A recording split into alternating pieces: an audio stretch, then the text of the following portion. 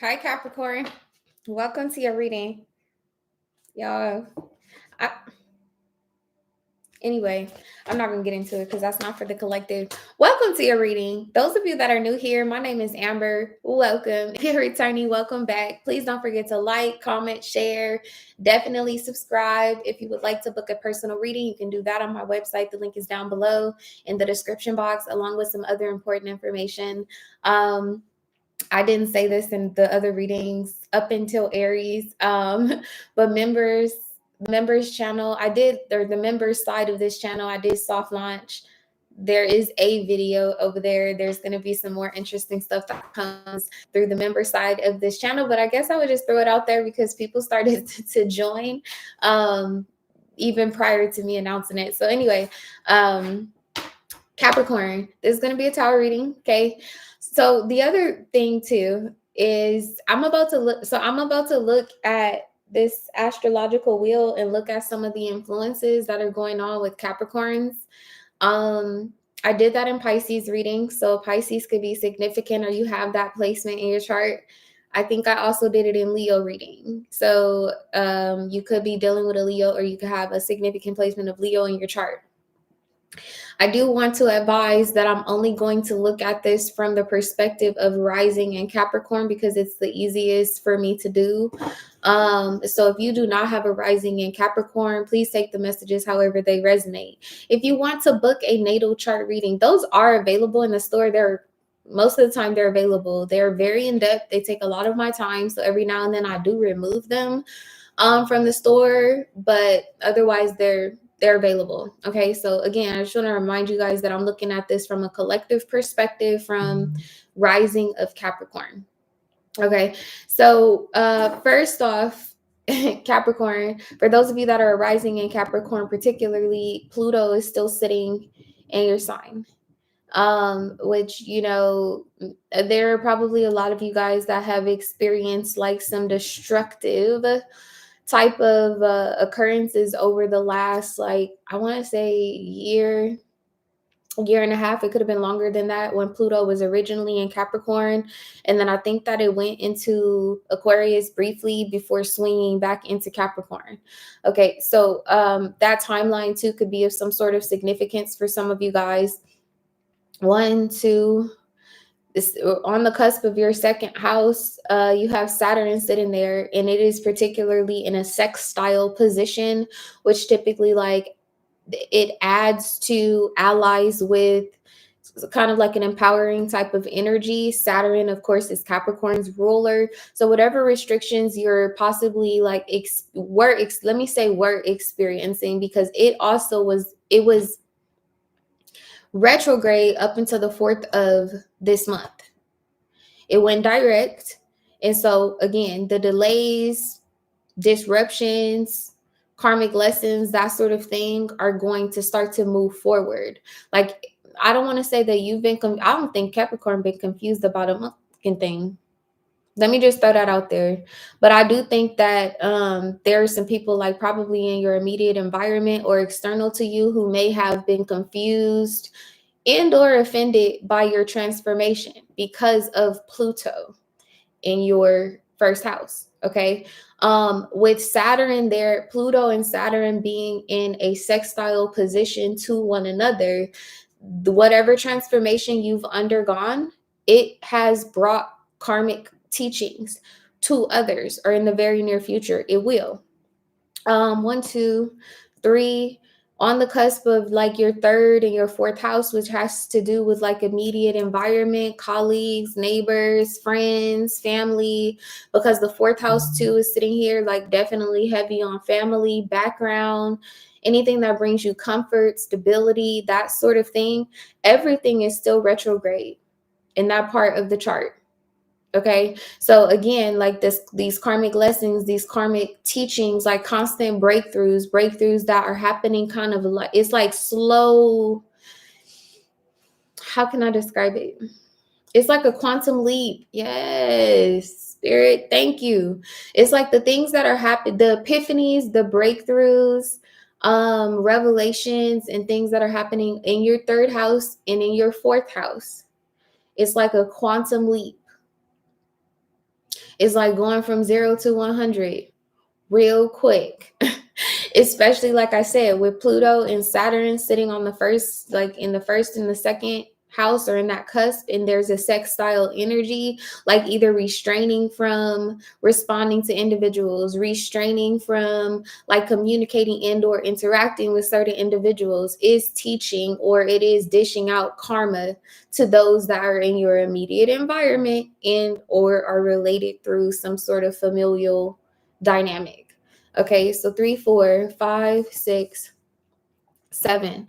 Your seventh house, okay, which would be primarily about relationships, sitting on the cusp of your fifth and your sixth house, which romances that may be headed in a direction of being an actual relationship, vice versa, a relationship that might actually be downgraded to more so like casual connection, one night stand type of thing. Those things are sitting across, like literally are opposite of Saturn.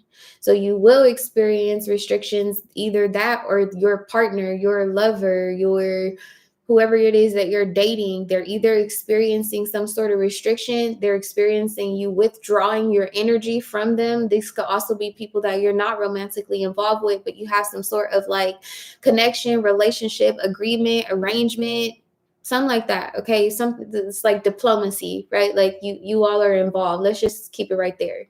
Involved. Why that feel like a whole message, Capricorn? I feel like these recent transits, you could literally be telling a person or a group of people like, yeah, we involved and that's about it. Like, let's not put no labels on nothing right now. Especially, or that also feels like that's advice. Don't put no labels on nothing right now while Pluto and Saturn are sitting in the cusp of your first and your second house. Okay. Your values will change, your tribe, your common goals, family like dynamics. Those things are up for discussion and or rapidly transforming right now. Okay. But again, like I explained, this quantum leap, it's like there is this like rapid transformation, but it's slow to be seen. I hope that's making sense. It's slow to be seen. Thank you, Nicholas. Yes, heavy on breakthroughs. Okay, so 5, 6, 7. Okay, eighth house, you have Venus sitting in Virgo.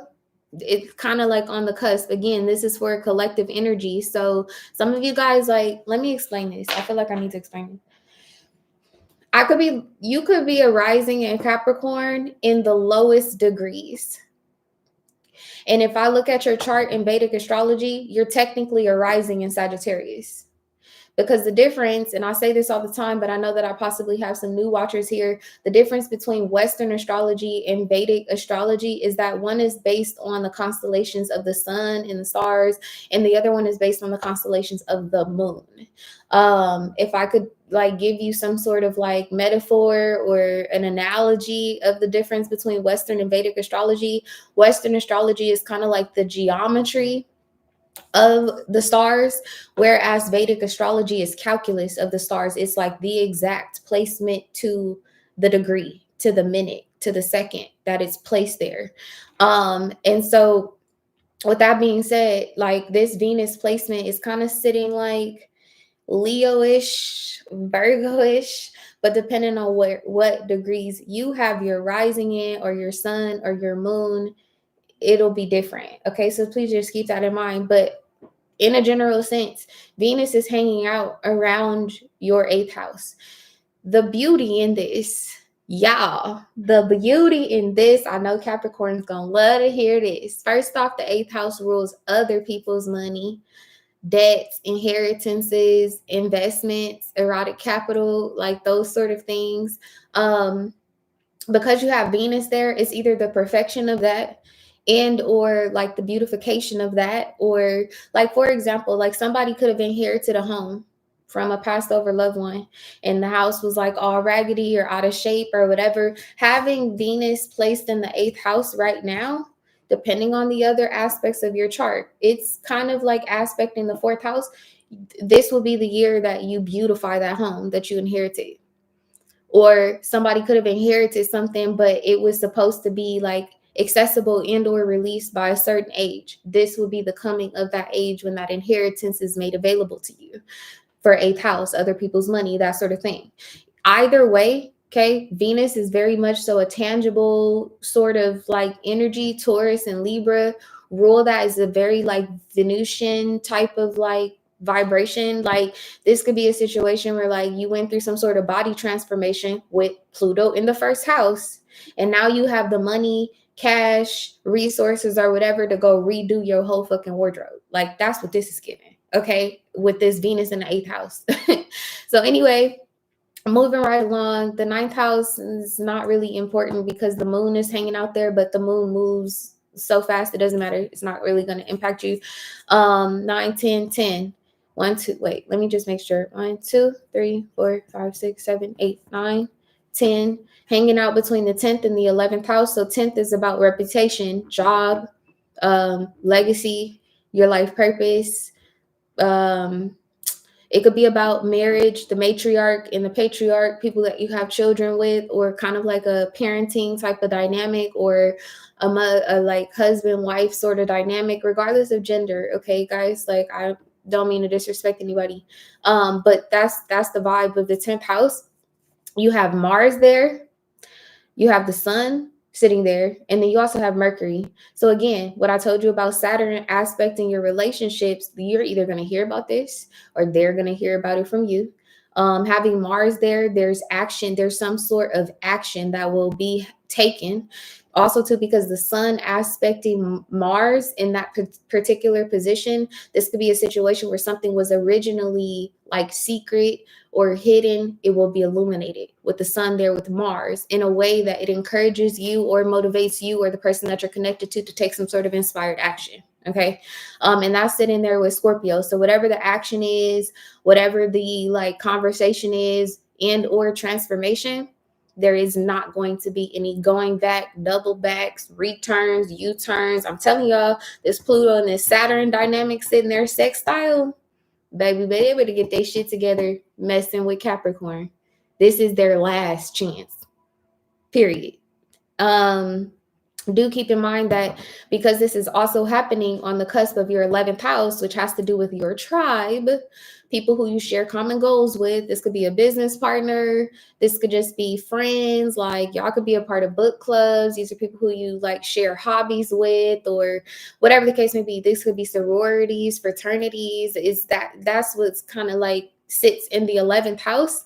Again, some sort of inspired action, revelation, and or truth will be exposed or brought to light and or emphasized, brought into its true essence in that part of your chart. All right, let's go ahead and get into your reading. I don't know if I said a prayer. We're going to say another one if I did. Holy Spirit, guardian angels, my beloved ancestors, thank you for allowing me to be a vessel for Capricorn to give the messages that only serve their highest good. Please protect myself and the collective from any low vibrational or meddling energies that try to introduce themselves during this reading.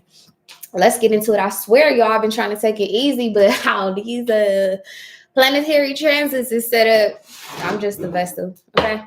So show me this tower, Spirit, for Capricorn. The Hermit. Look how she about to shed light on everything. Or this is me, and I just did. Shed light on everything, okay? That's this Hermit, like literally taking light into some of the darkest places is what I feel like you've been up to, or this is what you've been doing, Capricorn. Either that or some of y'all have been in a hermit mode because of that Pluto placement in your first house. For those of you that resonate and you are rising in Capricorn, this will be coming out of that hermit mode, like preparing. Ooh, come through here, Spirit. Preparing to unveil some type of masterpiece. My look, she's a masterpiece. Anyway, let me not go there. What's the influence of this showing up here for Capricorn? Cancerian energy. Look at that. Do y'all feel this? This is your 7th house too. I feel like some of y'all are leaving some sort of connection and/or relationship behind. It could be a whole bunch of relationships and stuff like that behind. And I don't feel like you feel sympathetic about it. I don't feel like love got nothing to do with it. You're not nostalgic. You're not second guessing any of this, whatever direction it is. Because see, look how in this Hermit card, there's this like gate or this boundary. It's like you've reached some sort of peak. Look at this. It's like you've reached some sort of peak. Anytime I see the air balloons, for me as a reader, it's about North Node energy. This will be coming out of your South Node and moving into your North Node energy. That, or these are your ops. These are people who you're like, this is a representation of people who are in your immediate environment. There, it's left in your South Node as you proceed into your North Node. But look, this gate, it feels like once you cross over to this other side, to this other world, this other way of being, or when this full epiphany takes place and you move into your North Node energy, there's not going to be no looking back. I can't make this shit up, Bob. 10th house on the bottom of the deck. And listen, it's the North Node. Y'all feel me? Look, this is why. This is why. Look at the hot air balloons. This is a challenge for some people. Or it could have been a challenge for you in the recent past. I'm looking at gains in the 10th house, career, finances, that sort of thing. Gains where like your values or your views or like where you stand in certain relationships and things of that nature, baby, gains as it relates to your world your world mission, like your soul's purpose. There's some sort of maturing that's happening. Something has matured. Either it's you, Capricorn, or it's whatever this like direction that you're going in. You've matured, or you're coming into a mature space. Oh, this is prime. This is prime time. I almost was going to say prime real estate too. Somebody could own some prime real estate, or in the very near future they will. I see gains. Look at all this North Node energy, and see, this is the South Node for me as a reader. There is a South Node card here, but this is more so like past life regression with the numinous here is very much so, you know, like it could be about the occult. It could be about things that are unknown. It could even be about like psychic abilities, espionage, this inner knowing that you were headed in the right direction. Now you about to find out. Look, turn on the lights and light a candle. You have arrived. Emerging. The fuck? Capricorn is emerging and snatching masks and wigs on the way there. Stop playing with Capricorn. Nothing is an illusion. That's what they want you to believe, or everything that was in the recent past. Here's the sun. Some sort of illusion cutting right through it. Okay, Capricorn. Wow. What's at the foundation of this tower energy, please, for Capricorn? The Empress. Nice. The Empress. You look real comfortable. You look real comfortable, but ooh. I'm gonna have to read the message in this card. Y'all look. So first off, this headstone right here, in most of the traditional Empress cards in tarot, it has Venus on it. But look how she's moving. Like you about to move some sort of relationship out the way. You about to remove some sort of connection out the way or something of that nature. And then also too, when I just looked at this chart, I said, like the way that like Venus is set up is sitting somewhere like kind of hanging out between like Virgo and Leo type of vibes. It just depends on your placement, right? If your 7th house could also be Cancer, just depending on the rest, like how your chart is set up or whatever, but something about Cancerian, Leo, Virgo, that area right there, something is shifting right there. Let me read this card because this is the double major deck. I feel like somebody want to know. This is the double major deck. Hold on. Monica, I thought about you the other day. Girl, I'm going to send you that coupon too so I can do your reading. Hold on. It says the Empress is putting down her baton and patting the leopard while enjoying her own time. It says her territory is still rich and peaceful. So it would be fine to take a rest for a moment. It says the leopard has the best skill of hunting among a lot of animals and also has a beautiful figure. It says so it deserves to be the Empress's companion. It says this scene can be considered that the Empress has the ability of taming such predators or even people who have personalities like the leopard. Some of y'all need to go and look up the leopard animal totem. It says the Empress is not just a rich and beautiful queen, but a powerful ruler who owns a true strength that can keep a beast-like retainer at her side. Get the fuck out of here. That title of this reading is giving what it's supposed to give. What do you mean? What predator? Not in your garden. Anyway, y'all don't really feel me though. What else is at the foundation of this tower, please? For Capricorn. The Page of Wands. Tell me one more thing about this. Some of y'all, a younger fire sign could be of some sort of significance, that or a Pisces. Somebody could be moving. Either that or something that you've done in the recent past or something that you do in the very near future ends up moving someone. I don't know why. Yeah, look, with the Chariot card here, this is somebody who normally like would not budge. You're going to end up making this person move and or budge. Or, I don't know what that means. Some of y'all know what that means. I don't. Anyway. What's the past influence of this energy, please, for Capricorn? The 10 of Pentacles. Man, this is sitting here with the 10th house. 10 of Pentacles, the 10th house, crowning the Empress. This is giving a windfall of something, a windfall of money, I really want to say. But for some of y'all, as I'm going to keep saying it, it depends on the other placements in your chart. This could be a windfall of money. This could be a windfall of love. It's a windfall. That's interesting because now that I'm thinking about it, one of the channel messages before I started doing your reading was it's a change in the wind. Possibly this materializes when the North Node finally goes direct in Aries. Something about the North Node is significant. Some of y'all could have significant placements of Aries in your chart. Okay. Where is this headed? The King of Swords is coming out as an issue. I'm going to be honest, like somebody don't like how assertive and or direct you are about something or focused. Thank you, Spirit. Somebody does not like how focused you are. This could be a Gemini, a Libra, or an Aquarius. There could be a Gemini, a Libra, or an Aquarius that's trying to stop your shine and or stop your like progression.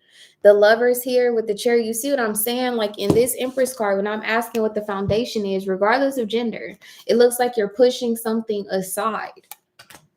Possibly a relationship. And I keep saying like some of y'all, like your 7th house could be Cancer depending on your placement. Others of you, like your 7th house actually could be Leo or Gemini or Virgo. It just depends on the placements that you're watching for. I'm gonna have to ask about that.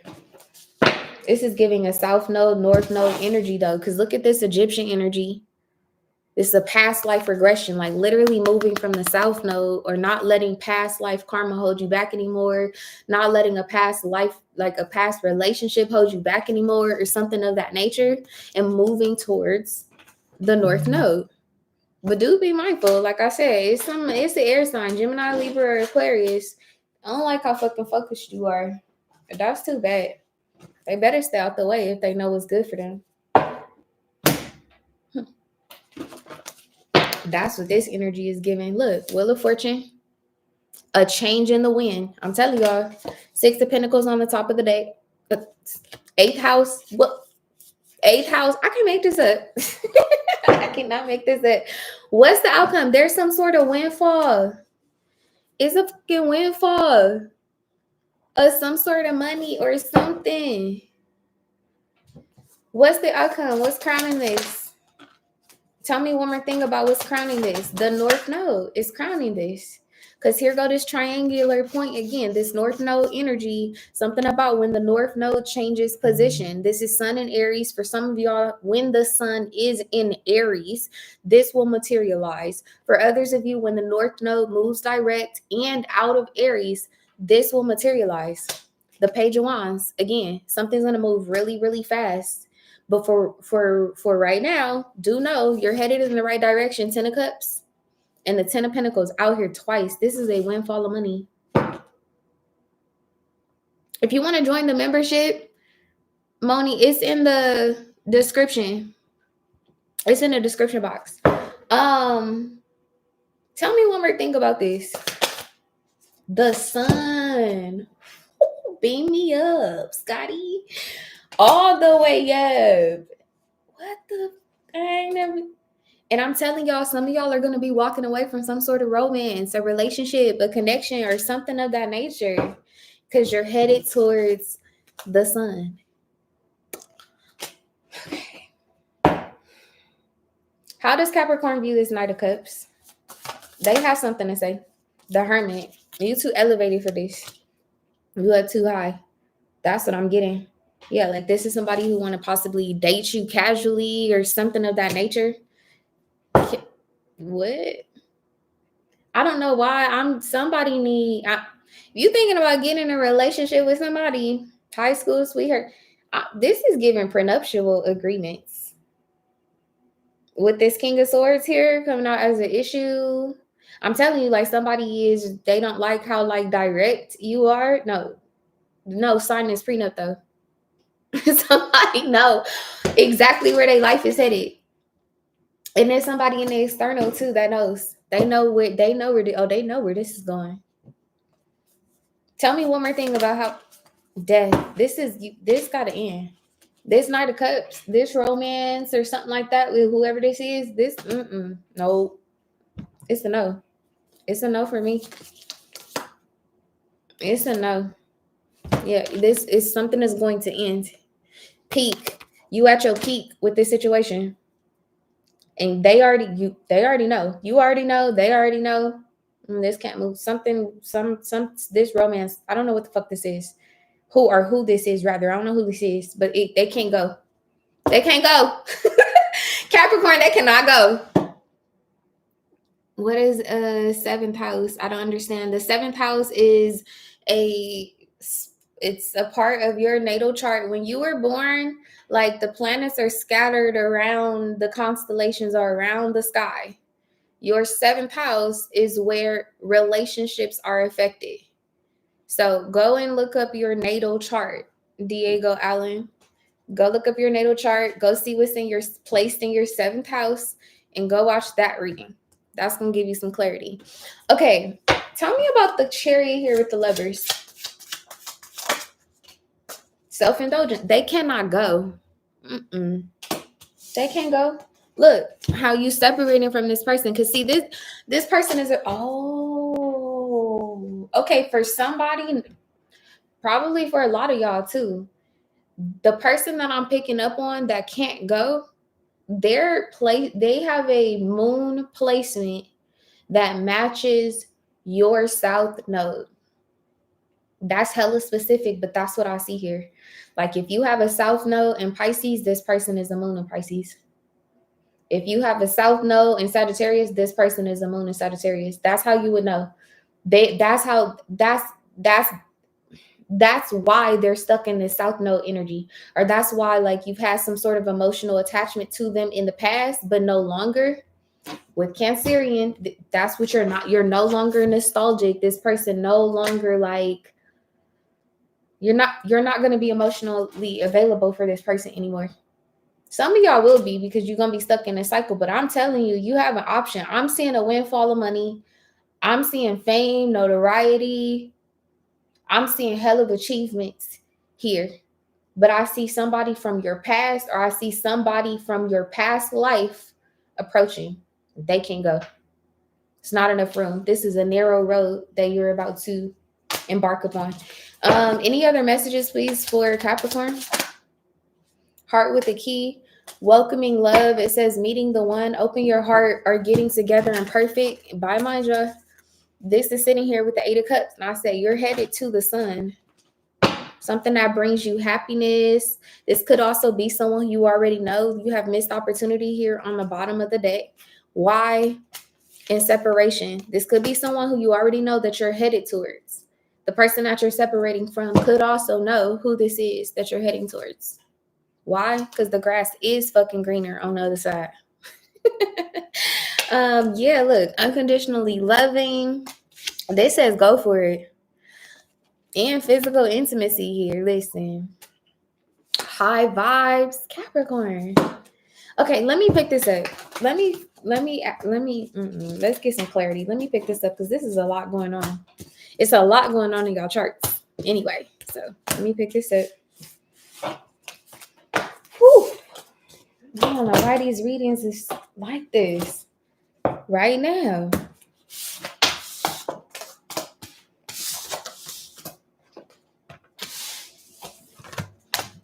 Okay. Can you show me how does Capricorn view their love life in the recent past? I'm going to try to help y'all figure out who this is. The King of Pentacles and the 7 of Cups. Somebody about this person in the past, like you could have actually viewed it as being like a work in progress with this Taurus and the Scorpio energy. All I could really pay attention to is this woodwork. That, or you felt like something possibly would work. I don't know why that sounded so fucking explicit. Like in the past, this relationship, you entertain it because the wood works. Anyway, show me how Capricorn views their love life currently, please. How do they view their love life right now? The 4 of Swords. See, heavy on boundaries. You could be retreating. Didn't I just say that? I said like this could be this season where you've gone through some sort of like physical transformation and you're literally in thought with the 7 of Cups, in thought of where to float to next. Like you're in an ebb and flow, or you're in some sort of flow state, or in the very near future you will be in some sort of flow state. But you're only coming to this realization because you've been in hermit mode, because you've retreated with this 4 of Swords here. And how does Capricorn see their love life in the future, in the near future? Death. You have the Ace of Pentacles. There's something, y'all, there's something brand new. Something has to end with this death card here so that something can begin. I want to say that this is a plumeria flower. They're indicative of new beginnings. Somebody could be from Hawaii, live in Hawaii, have some sort of ties or something like that to Hawaii. I would like to say that plumeria flowers are native of Hawaii. I don't know why that's significant, but that's what I'm getting. Tell me one more thing about this, Spirit, particularly this Ace of Pentacles. The 9 of Cups. This is giving a single energy. It's giving a single energy. But not for long. Like then you have this 10 of Cups here and the Emperor. This was coming out in Leo's reading. You might want to go check that out. Okay. Are there any other messages for Capricorn, particularly how they show up in this particular dynamic? The miracles are endless. Now look, Capricorn, and that's the number 15. That is your energy.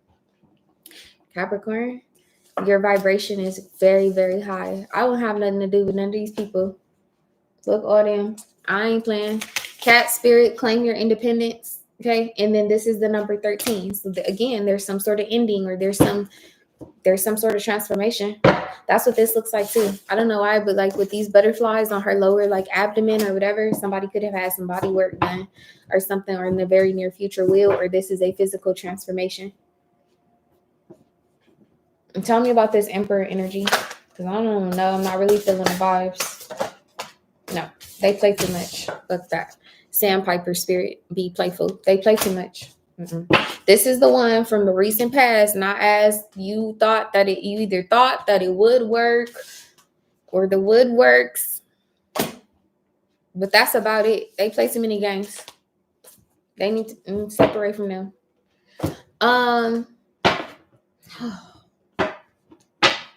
Ace of Pentacles, please. Tell me about this Ace of Pentacles and the Nine of Cups. I keep like trying to, I'm telling y'all, like I keep trying to like figure out like, okay, well then who else? Then who? No, because go at something alone. And to like them mountains that I keep saying, it's like this is like going at something alone, because the person that you're supposed to be in a relationship with and or connect to or have a business partnership or something like that, they're literally working their way up the other fucking side of the mountain.